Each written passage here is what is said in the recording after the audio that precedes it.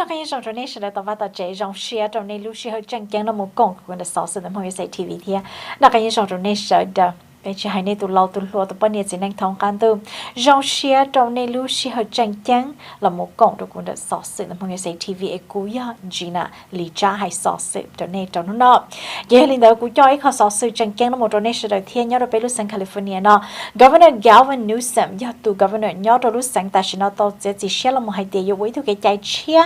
là một không hay cho tôi sẽ chờ hay gặp họ trong lúc sáng California nọ trong lúc khán giả sư giờ mới cho chạy có ý nhận đủ ra trong lúc sáng nọ thếแต่ชิมาย่ามั่วละมั่วหายในเจตันทอยจะแสงโจรชาที่ชมิการในเจแคลิฟอร์เนียยิ่งยอดจะใจให้เดียนดูชับเลยลีอยากก็มั่วหายละมั่วจอเจ้าให้เตียจอเจ้ากาโจชาให้จกจะกระจายโจพอเที่ยงกับพอเนี่ยโจรู้สังแคลิฟอร์เนียนอจากที่คันตาซื้อนึกตัว endorse legislation นั่นมาให้เตียนนึกตัวมั่วใจเลยย่อปอจงละมั่วอันนี้นอเจ้าเสด็จจอเท่าจ้อละมั่วจะกระจายจากที่คันตาซื้อตัวกระจายนอสาให้เตียก่อนจิตชอบปูจะไปสั่งย้อนเน่งการพอย้อนตัวเน่โจแล้วตัวกระจายให้เตีย conceal weapons หรือ conceal guns นั่นน่ะนั่นหมายยิ่งให้เตียนก็ย้อนรู้สังนอจะให้รู้สังตื่นนั่นน่ะเท่านี้น้องเราดูแต่ concealนะเจให้เตียก่อนอยู่มั่วใจอันนี้น้องการพอย้อนแต่อยู่รู้เจอยู่จะถามว่าเราตัวใช่เลยอยู่มั่วตัวไหนน้องเต๋อนี่เจแล้วยิ่งปูอยู่การพอตัวอยู่ตัวข้างเทียนะเจแต่ฉันเอาซื้อตัวกระจายน้องให้เตียอยู่จิปูนั่งการพอมูเจ้าจะเชื่อจิปูในมูเจ้าจะ the public libraries นั่นหมายย่อจอยวันนี้เนาะเจ้าจะเชื่อสุดไปเนี่ยเนาะจูนเต๋อวันนี้น้องการเราไม่ใช่แต่chế một pin tông tới tên tới giờ lúc library là bài cần tới cho hậu chỉ muốn nên cả một trò tới dùng một site chia sẻ chỉ muốn nên cả bỏ một trò cho amusement park cho chơi các món gì và gì chỉ muốn sẽ chờ một tròต่อ cho park một trò cho playgrounds nữa giờ cho chơi cho nhiều dòng một gì chỉ muốn nên cả một trò banks nữa là giờ chỉ muốn nên cả một trò cho the private owned business mà giờ cho lan lụa là giờ cho chơi thì nên một gì giờ ít họ chơi thì giờ nên này nó và lú chơi giờ cho chơi thì giờ cho năng lỡ lú la lụa giờ lỡ lú xứ nữa nè vậy chụp bút nên cả một cho private owned business giờ lú private business đó nước giờ chủ tao cho ý đại đông tới đại sign trong tới lúc họ trong hay tía này nó có này nó cả tàu phòn cả trong nước họ chơi nữa mà tụi cái chân này thì bút con gà xứ thế vậy ta sẽ nó tụi sâu chế sâu này nó trái chạy nó trâu lúc sang California nó vậy giờ Democratic State Senator Anthony Portatino nữ giờ tụ authors rồi giờ tụ show trái chạy nó vậy trở lại khán giả sư nữ yên tàu là một hai tia còn nói giờ ý kho bé giờ chủ tàu là một kho tụ chạy nó nhớ rồi lúc sang California nó vậy trở khán giả sư tụ chạy nó giờ ý tụ chạy giờ là một khi cả mua do nó chỉ giờ xa một trâu tụ Governor Lou Desley or Governor Newsom nó chỉ có Governor Newsom giờ chủ tàu sen là mua ô tụ chạy trâu lúc sang California nó chỉ trở lại khán giả nhớ rồi chạy nó nói hiện nay hiện năng có ý không là do luật chăn tới cho xã hội này chị nên nó và do mua họ permit có bố nên cả trâu nên trả bỏ là do có conceal weapons and gun đó nên chị là do chủ có nên mua chạy và nên nó permit holders ya mua từ đông tới là một chủ sĩ thêm một cho họ training một khi hay tiệt nên nó sĩ và bỏ đi trả tàu cho đông tới mà thêm bố nên cả chỉ ta đến tới là do chủ hay tiệt mua nhớ trâu cho đông tới thì có thứ bài cờ lò hay tiệt thầu có sĩ ta chấp phòn đó có một chia lý trả thia thầu con cá đó con này con cá lý trả thia thầu có chia này chia trâu họ chơi tư nữa đó dù chúng tôi mua cho nó tan trò nó mà này nó lỡ thế li bù dụแต่ชิมาย้อนจงอยากก็จีเท่านังกูอีหยองเลยชาเช้าในจีปูตัวกองกาอีจับพอเนี่ยเรารู้สังแคลิฟอร์เนียเนาะเจแคลิฟอร์เนียเทียนนันเตารู้จะแสงนั่นน่ะยิ่งใจเดียอีเอารู้สึก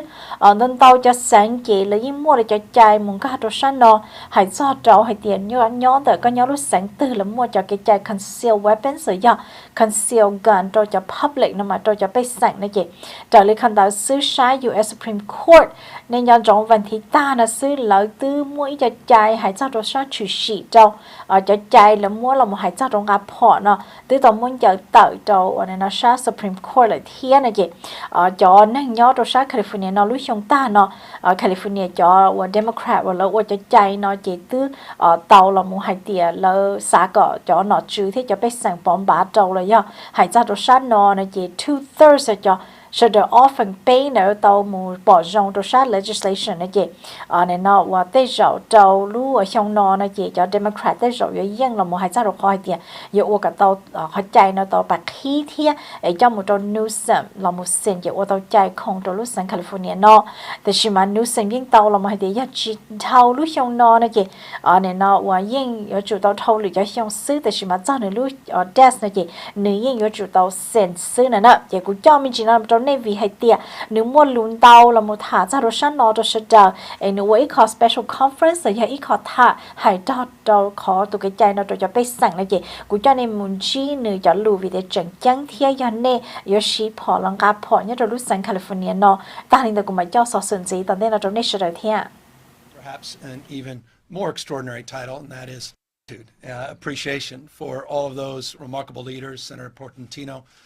in particular, Attorney General Rob Bonta, who drove this effort last year and will be driving it as we initiate the new legislative session this year. To all of those that hold perhaps an even more extraordinary title, and that is leaders with moral authority, those with moms that demand action, and Brady and Giffords. None of this is possible without you. None of California's progress in gun safety has been possible without your extraordinary leadership and your capacity to distill the essence of what this is all about. And I will assure you, having spent the latter part of the last 10 or so days visiting with victims of violence, 2 mass shootings, one in Half Moon Bay and, of course, Monterey Park. This is brought into form and substance that only furthers my resolve to continue California's rightful position as a leader in the gun safety movement. It has been said, but let me punctuate the point that was asserted and reinforce it. The national conversation in gun safety has been led by the state of California, going back to, you can argue, the year of my birth, 1967, May, where we began the process of advancing common sense gun safety reforms. 1989, the assault weapons ban leadership that emanated out of the state of California. In 1994, with the national assault weapons ban by our own Senator Dianne Feinstein after the tragedies of the 101 California shooting. We continued to recognize with humility that we can do more and better, and was punctuated as well that we did just that last year with the ghost guns legislation and extending liability to manufacturers of these weapons, particularly weapons of mass destruction. We continued that leadership with remarkable leaders behind me that led an effort around marketing to children, and just the outrage as a parent of seeing blue pacifiers and pink pacifiers used in ads to promote JR-15s so that young children, babies, can learn the muscle memory that is required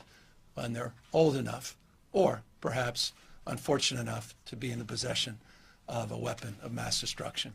an AR-15 type platform. It's remarkable we're living at this moment in time. It's also remarkable, it's a point of contrast, that we're living a moment in time where you have states like Florida that are moving in the exact opposite direction. It was stated earlier this week, the governor of Florida wants to move without any permits or any consideration, no requirements whatsoever, none for training. Why should you be trained? Despite all the evidence, not even evidence, it's not even, there's no controversy here. Everything that was stated was factual. I think the only distinction is at 36 or 37% lower than the national average, the gun death rate in the state of California. Is it 58% or 59% lower gun death rate for children? Are we the 7th lowest or the 44th highest in terms of safety related to gun safety? Those are the only distinctions in the data. Gun safety saves lives. More guns, more lives lost. The data is overwhelming. You saw in the dissent of this New York decision that reinforced by the justices that pointed out more handguns, more suicides. More handguns, more suicides. 3 times more likely men to die of suicides in the possession of a handgun. 7 times, if you're a woman, more likely to die of suicide with handguns. This will lead to more handgun possession, more suicides. This will lead to more officer-involved shootings. No officers being killed in the line of duty. 3-time higher rate of incidents on the basis of the number of guns in their states. These are the facts. They're not only in evidence, they're well understood by those that are open argument interested in evidence. It's not understood by the ideologues, and that's what we're up against. The history-only ideologues that go back to, well, their selected history of what the world looked like in 1790, when there were, what, 4 million people living in America. Biggest city in America, New York, I think had maybe 33,000 people. Predominantly rural, farmers. This history-only approach, you're seeing it over and over again. We look forward to Judge Benitez's decision. It's already written, where he's likely to overturn our assault weapons ban. Stay tuned. That's a preview of things to come in the next few weeks. Large capacity magazine clips. That will likely be thrown out by these same ideologues. We saw Judge Nelson, great Trump appointee, who talked about revolutionary armies and how young men were the ones that stood between freedom and tyranny, presumably somehow equating those that are doing the same with, AR-15s or other assault weapons to those with muskets.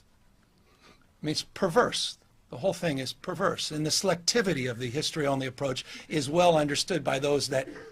well, are willing to understand history.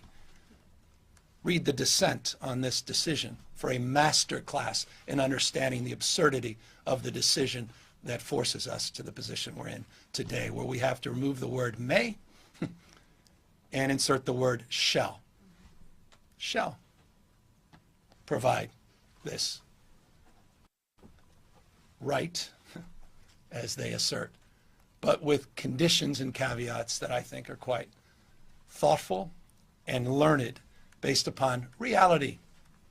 lived reality, based upon public safety and the need and desire to keep you safe, keep our law enforcement officers safe, to keep people that are struggling safe. And so that's what brings us all here, is that spirit. And I couldn't be more proud of the remarkable leaders that are assembled here today once again. There's an elephant in the room. We fell short last year. No one's naive about that. There was one disappointing thing about a remarkable legislative year. It was that we fell a little short. That's not going to happen this year. No question about that. And that's because you haven't given up, and you're not going to give in to that cynicism. So we're here with absolute confidence and expectation. You can write that one. Write that check. Take that, what's the old phrase? To the bank. I will be signing this legislation.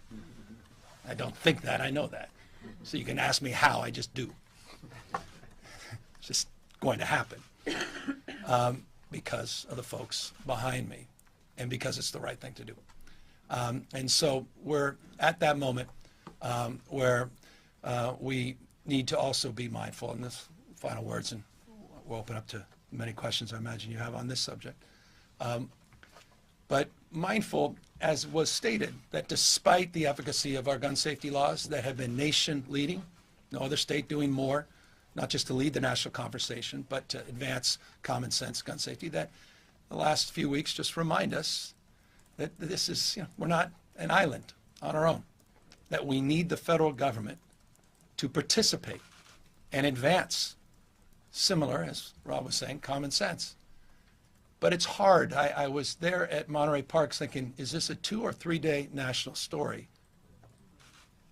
And the next day I was in Half Moon Bay saying, is this a 1 day story? Well, why don't you check your national feeds? 50 plus mass shootings was stated so far this year. 50, there's, I don't know how many days in January, 30, 31? 50 so far. 50 plus, 1,500 people just gunned down, and it's just become so normalized. We're just not going to allow that. We're going to continue to do more and do better with humility. We're going to continue to assess what did or did not occur as it relates to those mass shootings that have been well chronicled, understand what we can do to complement the work, because it's solving for a pattern. We're trying to solve for a pattern. And we're not going to we're going to fall prey to the predictable response to every shooting. Well, this law in this case wouldn't have solved this issue. There's a pattern. And California's been solving for a pattern, and it's working. We're saving lives, but we have more work to do, and this is part of this effort. And I couldn't be, again, more proud to be with all of you at this time, and I cannot impress upon you more how much I look forward to signing this bill as soon.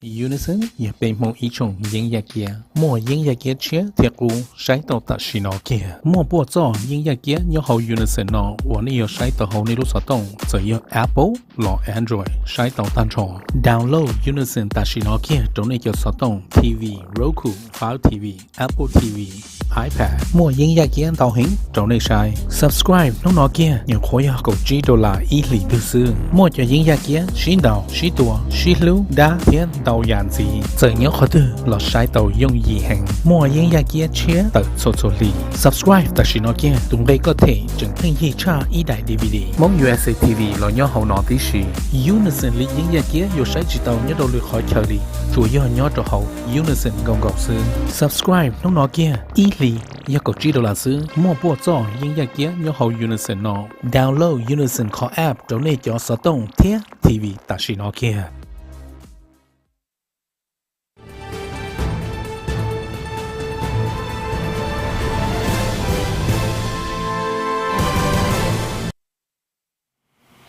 trong sen tàu này trời nhớ là cụ thể là cái trong tàu này sợ đờ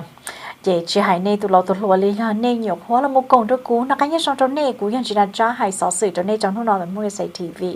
giờ nên cụ cho nên một trò khó xóa xử gì tận đây là thế cho nên một trò sao Washington hay cha tan thao trò cho bây sang giờ nên nhớ trò sao Washington là gì ta chỉ nó là bu nên phải quan tâm tới apply cho ít kho ở nhẹ chia lò hồi tiền new tax credit nữa vậy giờ này giờ cho nhớ cho Washington cho hãy trong gì thế luôn bề cho khó nhẹ này giờ tàu lò nó là chỉ hồi tiền working families tax credit khó nó là chỉ bỏ rong lon từ lúc sáng thầu sẽ phải bom ba từ lúc trong nàng gạo ý vậy cho application là chỉ khi ta xin nó cái lỡ nó chỉ này giờ chủ mua này nó apply mà nên thiết lý tàu vậy có tax credit nó là chỉ giống mua ý thôi tí năng là $1 giờ này là single ý thôi tí năng họ giờ này mua ý tu hay tiền mình nhọn cho nên nhớ thiên là giờ tu qualify child là chỉ là chuẩn gì $1 gì thiên là chỉ tàu $1 chỉ do ý lúc trẻ năng nên mua mình nhọn tàu gió là chỉ lợi dụng mua cho là ý phá ốp bùa một trâu ý lúc trẻ năng nữa nè do tụi tôi nên mua bé từ mình nhọn trâu sát sầu lợ trở lại khăn tàu sư tụ chạy nó thiên lúc bề nó là mua lũ chỉ do WFTC nó khăn nó là chỉ do chủ hay tiệt gọn nên tàu nhiệt sâu nên lúc trẻ năng là chỉ lợi dụng trở cá trâu cho nhiệt nên tàu họ lựa lò trâu cho income thiết cho mình nhọn lò thầu nên mua để application tàu nó chỉ có minimum credit là do họ lợi dụng mua trâu nên tàu chơi gần gạo nó chỉ riêng hay tiền nhớ trời cho nhiên là chỉ cho $1 แต่是嘛ได้เรา是的有中到差和只cho $1的天也靠 tax credit nó nè nó chỉ do ít kho lỡ hay tiền sales tax giờ thầu thứ này mua tờ khư lỡ cả này thể nhiên nó nè trâu này cho khổng nó chỉ ít dòng nó chỉ là tàu bị chơi lan là cho nhiên đó lò nó chỉ riêng hay tiền này nó lỡ đặc cái dùng mua cho nhiên là tiền đặc cái một sao rồi cho bây sản thiên nó chỉ tại vì nó xứ lúc sáng Washington cá tàu xứ tiền tới rồi mua cho li plau bột xe lúc chế năng rồi tàu cho nhiên là lò một sao ở trâu lỡ lu ở chế năng li ít phá on nó trâu cho bây sản ở mua li ở bên tôi mình nhọ lỡ trâu sát sầu thiệt vậy chỉ ta nên đợi là mua cá sữa mua cho li ít bột xe cho bây sản rồi là chủ sĩ nhớ từ King County lỡ qualify trâu và nó cho nhiên nó là mua số lò nó chỉ tới rồi bông li chỉ cho plau lan địa đời sang đời xứ cha rồi sang đời thì hiện nay tua rồi sang thì hiện tại nó nên chỉ muốn đón đời giờ cho undocumented immigrants nữa ấy giờ đời đi khăn đời nó lỡ cho bố cho nên muốn apply thiệt nên nó giờ hay cho đời đi khó hay gì có nên giờ cho nên nhớ rồi sang Washington vậy đời đi ta xin nó xứ giờ nên mà apply lấy bút rồi nè nên chúng ta mua ý từ social security number là giờ từ tax ID là giờวันnó từตัวเขาหรือ ITIN chỉ ta đó nên chúng ta nhớ về lu sang Washington đó ý bộ gì cho bên nó cho lu xong off hà năng của off mà nên thì được qualify thế chỉ ta nên đó nên chủ linh năng của chỉ xong nữa đó nên chúng tôi nhớ chủ thì năng của chỉ xong chỉ sắp bút thâu trâu cho chỉ xong nó chỉ muốn hai lò chỉ giờ năng của chỉ xong một cho chỉ xong thế giờ có single là tàu hay mua ý tu này nó hay để qualifying child là giờ ý tu năng yêu thế nó chỉ lấy một trò cá này đạiวันนี้mua income tax ถลุยงnăng của federal tax return mà lấy thế bỏ tôi tiền này tao nhân tàu là cho này cái này thế tàu khánh nhiên là một số tụi này tụi khang thế nó chỉ trở lấy khăn tới giờ một cho lấy ý phá ở địa giờ ý tôi tính năng nó mua lấy bé tôi nhớ là sát sầu nữa đó chỉ do chọn năng và chỉ mua chơi nhớ là chỉ tao ở share là chỉ tên đó giờ này giờ chọn là hay tiền homeless vậy homeless là tại sao yêu mua hay tiền yêu nhưng đó ý tôi tính năng nhớ thì chỉ muốn tao được chữa có từ trong cổ yêu chọn năng và chỉ mua vào mua chơi là giờ chỉ chữa chỉ cho là giờ chọn năng bưng tại kê này chị là những bố này mua apply thế nó trở lại khăn tờ nữa nè chị trở từ cái chai nè và nè và này nó và yếu chủ tàu hay tiền nhớ cho sa Washington nè yếu chủ tàu và này nó mua ít hàng đông tờ lò mua hay tiền nên nhớ cho lúc sáng Washington này cho nên homeless nên chủ mua chỉ cho nên luôn bê nên chủ tàu ít hàng tờ lò tờ ít lúc community organization lại giờ lại cho và này nó cộng hậu cho dù lúc dây dò gì liệu cho non profit tờ chị này nó tàu này tờ nó là dài thế chỉ ta linh tờ nó nên tàu ít hàng tờ thì nên tớ muốn nhớ tàu được cho chế cho shelter nên chủ mua vài chế nên muốn nhớ cho nó chơi cho chế này nó tỏ yếu chỉ ta linh tờ nữa nên yếu chủ tàu mua và này nó và chọn tóm đỡ là một hai tiền một proof tiền nên chúng ta chỉ là gì là bố cháu này và này nó là một apply cho khán giả được thiên nữa thì nhân trong hai tiền yếu chủ tao và này nó một hai tiền yếu nhớ cho Washington chơi cân còn nó mà ít bùa gì cho bé nó mà yếu thế li và này nó tàu khán giả được thiên này chỉ xa xỏ lên nó cho nên cho nên học mua cho nên nhớ cho sao Washington là cho nên nhớ cho sao Washington nó gọi nên bao tàu thiên tiền lưu ở sang đời yếu bố nhẹ cho sự đời thiên cho là ít pháเขาสนใจตั้งแต่ในยี่เขาสอสื่อกูจะในหมู่ตัวชาว Washington ชา House of Representative ย้อนเจ้าวันนี้นอนนู่วันที่นอนแล้วตัวจะจิเชี่ยหล่อละให้เตียแล้วยปูวันนี้นอนตัวใจเชี่ยนะชื่อสีให้เตียตัวย้อนตัวรู้สังมินนิโซตานะเจแล้วปูตัวเนหมู่วัวได้มินนิโซตา driver's license แล้วยังได้ state ID นะเนอะเจยังไฮลินดาร์นะเจแล้วจีไฮตัวลีนี่จุดมันต้องได้ย้อนตัวชาติอเมริกาโน่นะแล้วปูตัวnên mua nên đại driver license đại bá trả chế là từ giờ là mua cho này nó đóng tờ là một chút xíu cả tàu cho dùng một tàu đánh tờ này kia này tụ applicant sẽ tụ nâng tờ này chị lấy chủ có nên một sản trả chế thế này giờ nên chủ tàu mua và này nó đóng tờ hay tiền này từ một tàu đại và này nó lấy cho chạy nên một khi ta mà lấy bố nên một trả chế ta mà lấy thì bố để license cho nên thiệt thì mà lấy chỉ nuôi hay nên bố năng sản xa là chỉ năng sản xa là nên bố muốn đóng tờ ác chỉ nữa vậy ta chỉ nóซื้อ tụ chạy nên cái ít tụ chạy tiền nên chỉ bao nó tụ chủ sĩ sau đó tụ bỏ trong thầu lúc trong ốp hạt béแต่ชีthầu lúcชีhành tờ lo nó chị tụ này nó governor cũ ya governor Tim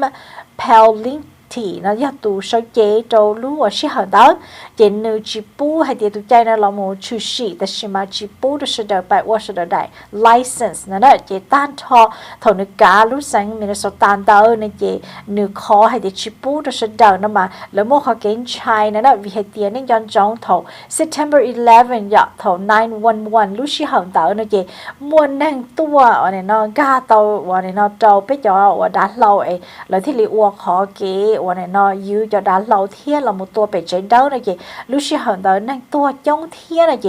ตัว governor ที่เราตัวเสียเชี่ยให้เดียตื้อเตาตื้อได้ driver's license นะเจก็หมดตัววันนี้นอชาด่าเราย่องยี่อย่าก็หมดปอมบ้าย่องยี่อาชีเราย่องยี่นะเจวิเดโมค่ะ September 11นะเจที่จีบูตัวใจเราหมดชื่อชีเจตื้อนั่งก็ตัวช่องเราหมดเจ้าลูกเชี่ยหันตัวเจ้าลูกเชี่ยแต่ฉันนอเลิกนะเจแต่ฉันนอเสด็จจะเท่าจ่อเทียเนี่ยนอจ่อวันนั่งวันย่อตัวเช่าเทียจ่อ giờ bây sáng một trâu tin cầu trâu sau đó cho nọ chứ hay tiền lúc xí hơi tin thông tế lợ nó chỉ cho lúc xí hơi thì bây rồi cả tàu khi lúc chạy nó bù rồi bây giờ bây sáng nữa nè chỉ tu sơ chế Representative Maria nếu giờ tu Democrat sơ chế nhớ rồi sát Saint Paul nếu giờ tu là một sau đua tu chạy nó khó là một hay tiền bây giờ chủ tàu chú tu cái chạy thổ u ốp hạ bây là một sau cho họ chạy chia nó giờ linh đạo thế chơi tàu bây giờ nhiệt gì hay cho rồi sai tiền là tôi chỉ muốn đón tàu chỉ là trả chỉ tàu chase xa là cho mình tôi mình nhận một cần tàu thiên mà giờ trời đi khăn tàu bây rồi tàu bu tàu bây rồi cho năng lầu ấy có lợi thế li bốc cái chạy hay cho rồi sai trả chase thế là thế tàu bà trả chase này nè giờ trời đi khăn tàu tụi chạy nó chỉ tại sao nó lợi cho shit hạ nhớ rồi sai legislative committee lợi cho thôi cho bắt thải shit hạ ta nè chị giờ là tàu cho support là muốn tàu tan thọ này nó sẽ đời nè nó chỉ cho support rồi liên bỏ rong thiên thì ôn nó yêu chơi đầu sa economy đầu ở nơi lúc sang Minnesota thiên này chị ôn liên đầu trở bắt chơi đầu cả sự bảo trả chế cả chỉ xong một chế chỉ trồng thiên vì thế nhưng mỗi giờ tin đang nghe trả chế là chỉ bảo chạy thiên là chỉ một license này chị xã cả sự bảo tới chạy này chị tại sao nó do ý khó sự cho Democrat là cho thôi cho ý cho bỏ rong tại sao mua ý cho thôi cho thiên còn cả đầu sa Republican lợi tí khó lợi là một thằng nó mà lợi một khó kiện trai xứ hay tiệt do tụi năng tàu đại driver's license nó chỉ nửa chỉ hay tụi năng sẵn xa lọ nửa mua tàu này đã ID nó chỉ nửa một bom bá tàu này nè chỉ khó chừng chén nó mà nhớ rồi sao thì chỉ mấy cái nó tụi chạy nó mà do coi là một sải nọ thiết coi là một sải chạy thiết kia lúc tới chờ nó mà là mua xua rồi cho bay sang chỉ do linh đạo này chỉ do có chơi ít tụi năng sẵn xa ấy có để nó tàu chạy là muốn cho bé kia lúc tới chờ thiết là một bom bá thiết là một kia và này nó cho chạy là một không cho và thức cho dù sai đỡ này chị trở đi không đỡ này chị ít trả mua lựa cho tới chờ là xa lại cho nên tua chị lời này nó tua này nó khó biết cho chạy thế tôi tua biết cho nó chữ này chị tí khó mua cho anh trai chị do không đỡ xứ này chị tại nó nhưng giờ ít khó lưu Secretary of State là lưu office nhưng tao là một hai tiệt có trong một cái nhau share chạy ra đồ khó và này nó mua cái trai rồi nên một bom bả là sai nó chữ đó giờ từ từ lên thiệt tàu hay tiệt lên xí là đại driver license là một quan linh tàu này chị là dùng mua tuần đến tệ bạch cờ thiết là dùng mua tuần tới xa đã cắm trong lúc tết chờ nữa đóแต่สิเกียร์เราจะได้สิหาลิจาย่อเราซามินนิโซตาไอ้ใช่แล้วปูปอจงเดินเจเป็นหมายจันสีเราเนี่ยจะได้เที่ยแต่สิเนี่ยย่อให้เดียจิมว่า license เนี่ยย่อเราซามินนิโซตาเนี่ยเจย้อนจ้องจะก้าเรา governor Tim Walz นั่นแหละจะก้าหนึ่งที่จะก้าเนี่ยจะใจเรารู้สึกมินนิโซตาvìเดียตัว governor ยิ่งให้เดียจะได้ย้อนเราชื่อปอจงเนี่ยเจจ้าตรงหนึ่งเจหนึ่งจีดีมัวสิเนี่ยว่าใจเราซามินนิโซตาเสะอย่างนี้จะตัวจะก้าเราชั้นเตอ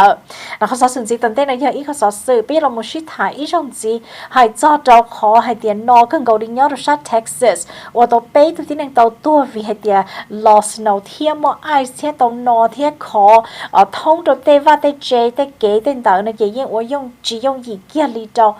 จอนั่งจัดเชในเจตานทอนเนี่ยรัสเซียสาเดินที่เซ็นทรัลเนี่ยนอยอจ้ารัสเซียเท็กซัสในเจียงให้เดียนอขึ้นเกาหลีเทียหล่อไอเทียลอสโนจ้าเลยอีตัวปนเนี่ยเพราะช่วยส่งซื้อนี่ให้เดียนในตัวตั้งในจะเชียร์ตัวลูกวันทิศเนาะให้เจ้าเราขอเดียนในจ้าลูกเชยต้องปลวนเตอวันนี้เนาะจะเก๋ในจานเตอยอดตัวเอลโดราโดเท็กซัสในตัวตั้งในจะเชียร์จิตาลินเดอร์ออตัวที่ในตัวตั้งก็จะเชียร์วีเราโมให้เจ้าเราขอให้เดียยอดตัวชาติเท็กซัสเนี่ยเนาะวันลอนเดอจะไอซิจะสลิงเดอวันตองก็ตั้งก็จะเชียร์หมู่ตัวยอดชาติเซาท์ออสตันอีตัวที่ในตัวตั้งแล้วจะเชียร์ตัวนู้นทูสเตททอชันจอหนึ่งวันนี้เนาะวันใช้ชิจงตัวขอเดียจะเกมปลัวเนี่ยเราโมเก่าลูกใช้เราโมชิจงโอเคนะเกว่าเตาเจ้าตัวที่เนี่ยเราเตาตั้งจะเชียร์เลยนะเจอีตัวจะตั้งจะเชียร์ยอดตัวชาติดัลลัสเทียดัลลัสนั่นลูกใช้ตรงแปลงเตาเนี่ยเราวันเนี่ยเราเจ้าเนี่ยชายอดตัวชาว่าออลลิงตันเนี่ยตั้งจะเชียร์เลยเทียนะเกแต่ฉันซื้อยิ่งยาอีคอไปมัวเป็นนู้ขอสอสื่อแล้วตรงนี้ตัวให้เดี๋ยวมันนอนกันกับตัวชาติเท็กซัสแต่ฉันมาคอนนอจีเตาตาจนนู่นนอนนะให้ตัวเสด็จตั้งทอให้เดี๋ยวจะมัวเก๋ให้เดี๋ยวย้อนรอเนี่ยเราหน้าขอเรามาตัวเสด็จมัวสลีเทียจะมัวไอซ์ตัวเสด็จตัวชาติเท็กซัสอาร์คันซัสเทนเนสซีเนี่ยเราจะนู่นนอ nọ thì yêu nó yêu tòn tê nó thiên là gì còn yon chống linh tờ hay tiệt yon nên mù trâu ở này nó cho kế nữa nó chỉ yêu chủ tàu hay tiệt sai sửa là sai weather forecast là trả cá xe họ tự yêu mua cho ice core cho kế yon chống yon nên tàu một sọt trâu cho sáng Texas Arkansas Tennessee nữa mà nước sở rồi cho cái Minnesota thì cho sáng gọi là lost snow nữa yon nên nhớ rồi cho sáng lost snow này chỉ cho ice cho lòn tờ này chỉ cho đất đỡ nữa mông cho nên gia tàu họ đi một châu đi ở Texas đợi cho tính năng là trả chế là lúc chế blank nữa mà thầu nó lò nó chỉ trong cổ cho na chỉ lò chỉ nó khó chỉ nhưng chỉ châu liền na nhớ là cho là cho này nó kế sức chỉ có sản chế hay tiền này nó do na xứ này được mà nếu do trong cổ lý tí cho ice này bấm lùa để chỉ thầu có lúc lo có trả chế một giò sức chỉ nhưng blank cái tờ có nhớ freeway nhớ kế chỉ nó lò nhưng hay tiền chỉ dùng gì nữa nè chỉ tận đây nó Texas Oklahoma Arkansas Missouri Kentucky thế Illinois ở đây chỗ mua cho tấm mình nó chọn đúng mạnh để tận đây nó thiết cho khi lên donation down nhớ cho Texas cái xứ tại nó bay bộ chỉ cho xe lúc chạy thiết cho lan lụa tên tờ lời thì chúng mua phải phá thiết vì hệ tiệt thầu nu ở Wednesday thầu trốn tung tờ này chị như hệ tiệt nó cần cầu liệu tàu phải phá tàu tua tàu sẽ cho vắt chạy là thiết chị tàu cá này cho chăn dây thiết giờ này họ nhớ rồi sao cho sen cụ thả nó là sai hiểu này tụi khang thiết nó có sự gì tận đây này thiết cho ít có sự của cho là một thả hay tiệt President Joe Biden nếu tao là một cha tờ hay tiệt New York mua cờ khó và kế ba sự đời hay sao tụi các mỏ COVID của chua đầu sáng National theo Public Health Emergency thầu lúc chi liên tu vấn thi cầu y tận đây tua nọ sau lúc chi hận tao này chỉ ham mua khó emergency cho COVID đó chạy tờ đầu ba sự đời này chỉ tới giờ bé sự cho bé sang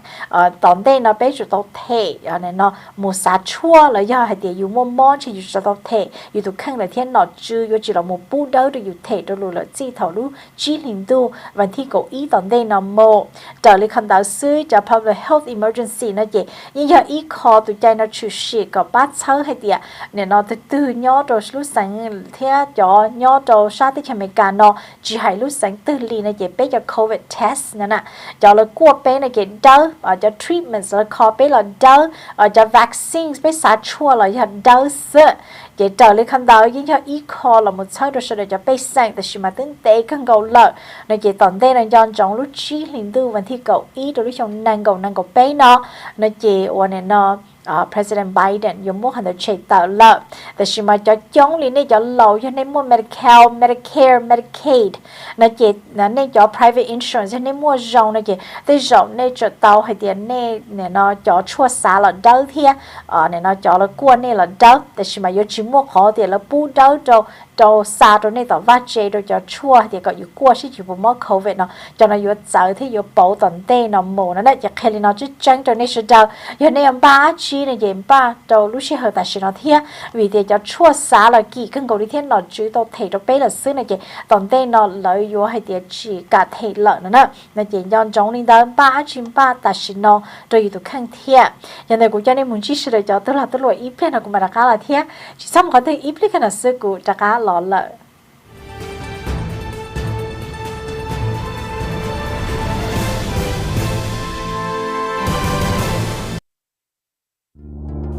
trong hiện tại đã có tuần gì này nó nói thiệt của hiện chỉ là lý trả là mong insurance agency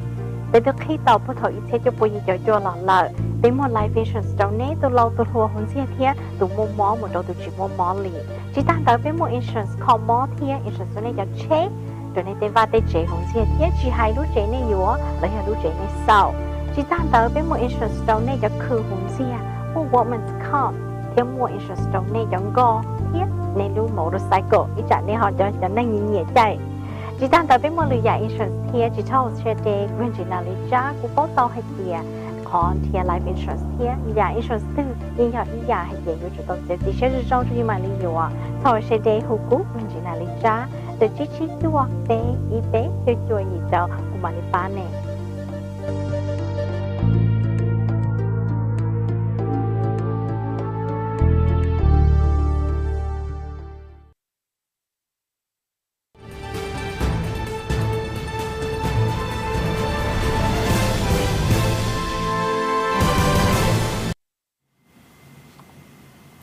trong sáng tàu này chuyện nó cũng thế nào cái như trong này sợ đậm có sợ sự tại nhà cho là một thả cho khi đó ní hay tia U.S. to Defense Secretary Lloyd Austin nút Thursday nên người ta bàn chỉ sẽ để cho thâu cho nhau đó sa và này nó Philippines nhau cái đó họ Manila khi đó ní sẽ hay tia Mecca tao chat tờ hay tia lỡ yếu công tiền cho Philippines lỡ lúc tới chờ là dùng mua bao lưu cho khai thác hạn cho Mecca sĩ trở lại khăn tờ sư chỉ ta nên tờ hay tia all lúc tới chờ nó sĩ công tiền và chỉ có project là hay cho đó tận đây nó này nó là một cho trâu và này nó nhỏ trâu lúc sẽ hỏi nó chỉ nhân trong thổ lúc trong ốp hạ cột blog lúc đấy chờ nó tôi xin ý khó lúc sẽ cho hồi để từ 2014 Enhanced Defense Cooperation Agreement họ nói cho ý khó cộng tệ hay tiệt có sĩ chơi này chị khó cái chạy nó hay tiệt do linh đạo nó mà lấy cho chủ tàu bú mấy cả cho này nó US cho thác hạ dạ lấy cho chủ tàu rotate nó mà do hay tiệt này nó sĩ bảo dạ thác hạ là mù ai bú mấy cả là mù chủ sĩ là cho khai thác hạ nhỏ cho sa Philippines thia này nó có lúc đấy theo sĩ cộng sĩ chơi chỉ trở lại khăn đó sức khó họ biết tiệt cho họ sĩ cho lù nó mà do ý khó đấy theo mấy cả từ US thia và này nó khó Philippines Alliance nó mà do chủ mua khó để sĩ chơi cho support cho khó cỡ training một trâu cho exercise thia hãy cho này nó sĩ cộng cho thác hạ nữa nè chỉ trở lại khăn đó sức cho lúc sẽ hở tại nó lợi do khi khó expansion ya lợi thì lý tàu chỉ sẽ để lợi do bù bao lu khai thác hạ cho mấy cả là một sĩ tận đây nó nè chỉ trở lại khăn đó sức cho ít khó chủ sĩ cho nút nó vì thế nút nói như nút Thursday cho con so sự nó chủ sĩ sai đi sai tao nó đâu basicแต่sĩ sai bị chế đâu rồi chỉ tao là một hai cho hai tiền lu khai thác hạ ya lu tư nè tao khi đó nên sẽ lên tại sĩ thả tao là một hai lên đó sứcแต่sĩ khó tranh chán chấp lời nó chỉ cho tao cho khai thác hạ tao nó chỉ nhưng cho tao mấy cả cho thác hạมึงnhớ rồi sa Philippines thia vậy nên yon giống hay tia do mấy cả cho thác hạ tao một so thế nhớ rồi sa Philippines này chị bây tao nhớ một dê nè tao một dê đó số lúc tới chờ lại thia vậy nên yon giống hay tia bây giờ tao một nhớ gọi dê số lúc tới chờ thia dê đó sa South China Sea vì hay tia tới chờ số cả hay tia nhớ rồi cho sa đây hết gì nữa mà do số khó xứ nè chị chỉ ta lên đó là số chợ do là một không vậy và cho sa Thái Quan thiên này chị họ nói giờ ít họ so sử dụng là một nó hay tiệt Philippines công ty nó rồi sát tới cho mấy cả nó giờ bù cho mấy cả cho Marine Corps nó bài sĩ thế bài nhớ cho thằng hạ nhớ cho sát tỷ và này nó Philippines bao lúc khai thác hạ rồi chỉ ta lên đó trời nhớ ý lúc base dây Guam thiên này chị họ nói giờ ít họ dùng giờ là một sáu trâu lỡ lúc tới chờ và này nó Philippines thiết rồi sát tới cho mấy cả nó thiết rồi chỉ ta lên đó nó nói giờ là một sáu tàu trâu và Taiwan lúc tới chờ thiết vậy nên nhận trọng nó President Biden những hai tiền giờ lỡ cho số và cho nó giờ và này nó Xi Jinping và cho một trâu sát Taiwan này chị mấy cái như tụi tao trâu tệ thiết mấy cả lu này nó họ phía thế có cho lù này chị mấy cái như hai tiền mấy cái ở sáu Taiwan này chị họ nói giờ trời sa Biden administration tàu là một hai lý nó này chị nhưng rong hai tiền lấy tàu bao lúc khai tại chỉ nó là một cổng cho đồ chắn và này nó thác hạ nhau đồ sa tỷ Philippines thiên nó chỉ mua đi trả nó bên mạng cho gì rồi nên sẽ được thiên nó có sự gì tận đây này thiên giờ ít có sự sự tích cho mấy cái nó tàu chỉ share hai tiền lời yo mua nhia muốn gì thiên là mua rò thiên mua khổng bài chơi đồ sa tích là chùa hai cho đồ sa hai tiền có tích là chùa này nó cá tàu này cho National Forest nè mà có tí thái giờ tôi cho hà rong nhá rồi sát thì chết là chùa cái trò đi khăn đầu xí thả ta nó lợi mấy cái mua nhia mấy cái chơi thì mấy cái train thì mua lấy cái equipment khổng một chơi rồi tới chờ lọt chùa lấy xí thả nó trong nó nhớ trong sa US Embassy nhớ trong sa tới chờ lọt chùa trong nó chờ khăn đầu sư chờ chờ lấy xí thả cho thấy cho này chỉ là hai tia sa US Forest Services International Program thì sa Lao Department of Forest Inspection lấy tôi xin ít trang tông tới cho lù nó memorandum of understanding nó là một hai giờ rồi có sĩ công sĩ ấy do linh đạo này mấy cái ở chơi thì cho là chùa lý trả chỉ cho activities ở do khó lấy hay tiệt lấy ở sĩ ba chơi nè mà mấy cái xã bỏ tàu thì hay tiệt gọi cho hà rong ở nhớ rồi sao thì cho là chùa nó chỉ bút từ sĩ là do hay tiệt cho protected forest nè mà chỉ bút từ đó chỉ bút từ lâu chỉ bút từ sĩ tên tàu nữa nè chỉ khó cho thế cho trong tàu nè mà nhớ rồi sao Champasak Province chỉ tàu đi khăn đâu này chỉ nhớ rồi sao hồi the southwestern Laos nó trở sang đó này chị mới cả thiết cùng tây ta chỉ nó lợ chị cho tin họ một chiến đông phải qua tây lợ tây trong tây hạ tây đó này chị do mới cả chơi thêm mấy nhiệt thiên này chị là thiết tàu là cho drone thiên là tàu là cho nhiệt cho là một trà cá là thì hay tiền mua thứ tưวันnày nó đón tông khó tư giờ thứ tư lợ tông lợวันnày nó là một chọc cũng cho lòng đi trả này chị lỡ chỉ thả tiền trở trả chế ở chỗ một chế mà lên một chỗ lỡ chỉ đi xí drone ya một xứ này đấy chỉ còn nói cho ít khó lỡ cho công tệ chị này nó thiên lý ba là một chơi trâuวันnày nó có hay tiền cho natural resources tên tông tên nó tênวันnày nó công long tiền cổ trâu sa hay tiền cho và nên nó chết chu là có hay tiền đi thái có chỉ thắp bu cho tính năng abuse và tấm bằng trâu là do hay cho trâu sa hay tiền mua tiền hay dùng nó lợi ta sĩ ta này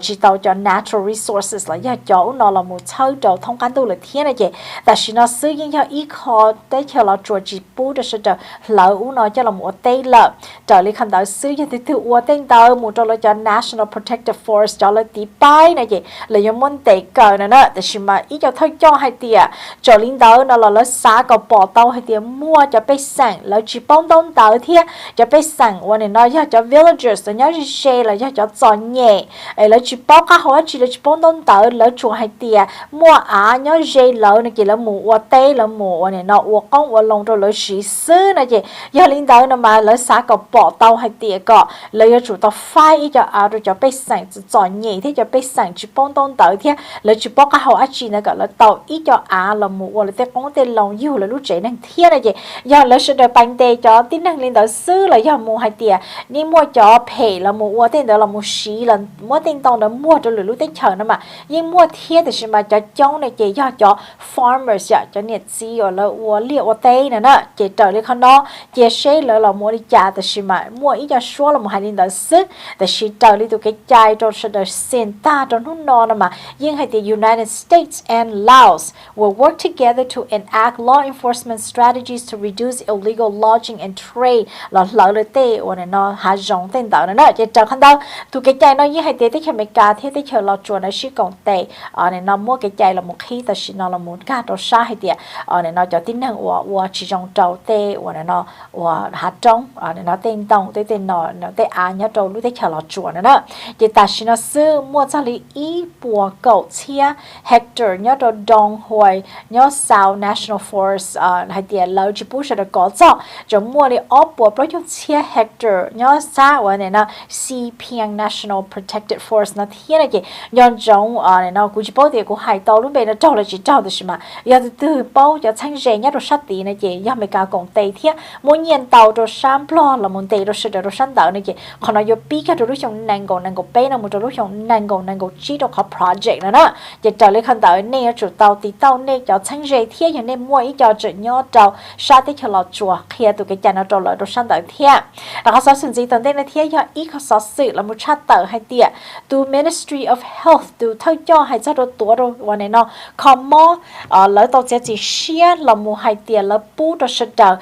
ย่อวันนี้เนาะซาย่อตัวชาที่เชลจัวนั่นแหละจะเฮียบแล้วย่อจะซาเนาะเจจะน้อยย่อจ่อแล้วปูหล่อเองเนี่ยเนาะย่อเตี้ยมั่วล้านหล่อไอ้เจ้าเรามั่วชั่วตัวชาเมริโกย่อตัวที่เชลจัวนี่เจแล้วกาเลยเนาะเจตัวแก่ใจเนาะเจให้เตี้ยจะ agreement ตัวจะสั่งนั่นแหละจะน้อยเจยิ่งให้เตี้ยแล้วปูจะวันนี้เนาะจอดเลยวันนี้เนาะจ่อว่าseed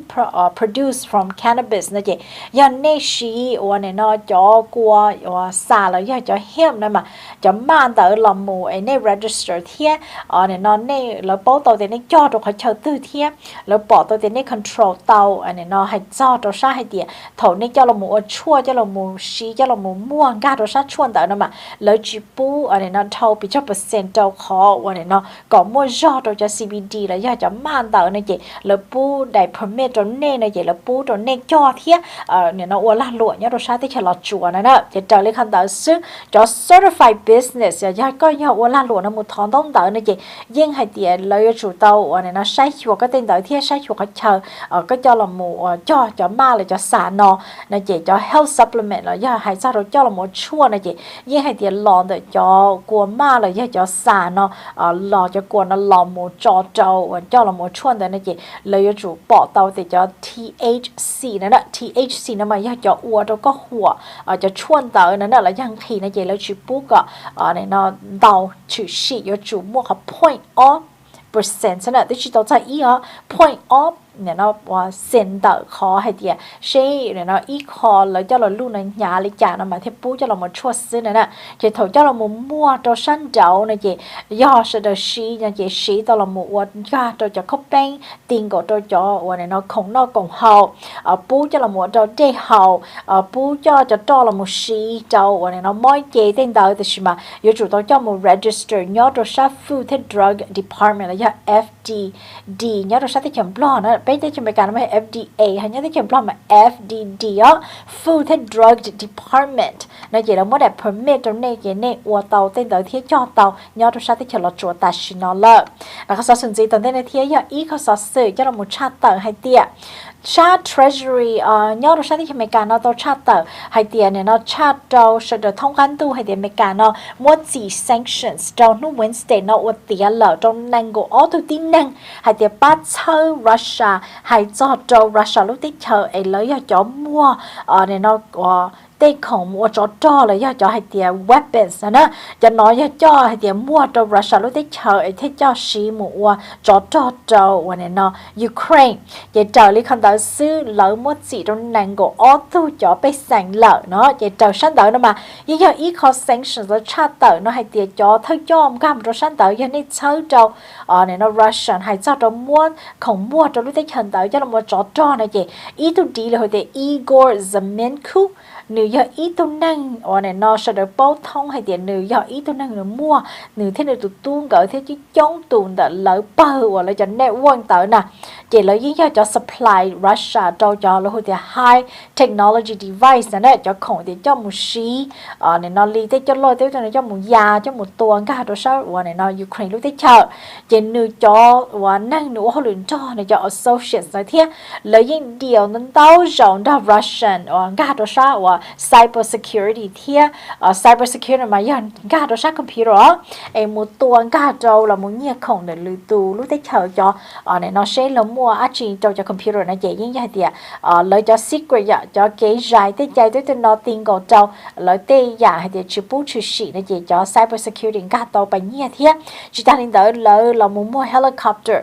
cho đá lâu cho sales nó mua trâu này nó sát tới cho Russia thia này lấy những mua và thì sanctions là một gì trong ngành của tụi tin này đó lợn nữa để trời đi con nó nhiều khóa chat tới trong lúc nó xưa ấy cọ sẽ được nó thông quan đầu tiên thì giờ từ từ giờ là một bát sau đầu Russia hay sau đó khóa cho nó này chị tết cho mấy cái nó chỉ bỏ trong thiên vậy là một sanctions một gì cho sẽ được tan thọ giờ hay sau đó sang đâu này chị giờ ít kho là chat tàu tới trong lúc nó cho sẽ đỡ nó giờ trời đi con đâu cũng khóa sự là một sầu đi nó ở trong xe trong này lúc xe hơi chân chán là một cổng đâu cũng được sao sự đến phong say TV thế giờ trong cái cái chơi tàu phong say TV này chị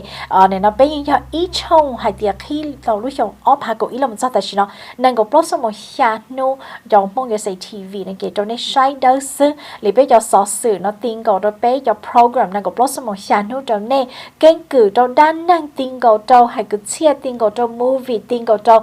để nó hỗ trợ so xử lý của cho nên nó là trong này nó là do sai đến đâu từ phong say TV sức tại vì mấy cái chơi tàu bây mua có thì qua tàu trong này tận đây này chị thọ này muốn cả cho Unison cho này cho smart TV thế tan thọ cho này cho smartphone là do qua ít học present cho này từ lâu ấy có này học qua membership có blog được là cho sen ấy này sai tàu cho sen này chỉ chữ họ từ kia liền này chị khó như là một chơi cho này nó Unison có auto movie cho này sai chỉ ta nên đó là có họ chơi tàu phong say TV thế ở này một ít trong kia này chỉ do ít bùa năng gạo nữa nè chỉ có phăng hi chỉ từ phăng hi channel một nói ít tài phở thế họ chơi phong say TV thế họ này sát chơi bé donation là tàu ý thia hù bé tụi sao tàu chỉ cho upload cho tàu xuân ấy gặp bé này nó thích cho program nào tôi trong này ấy cú hiện Geena Cha hay so sự trong này trong không nói gì nó cái như trong này sợ đời bé mà đã xin chỉ đùa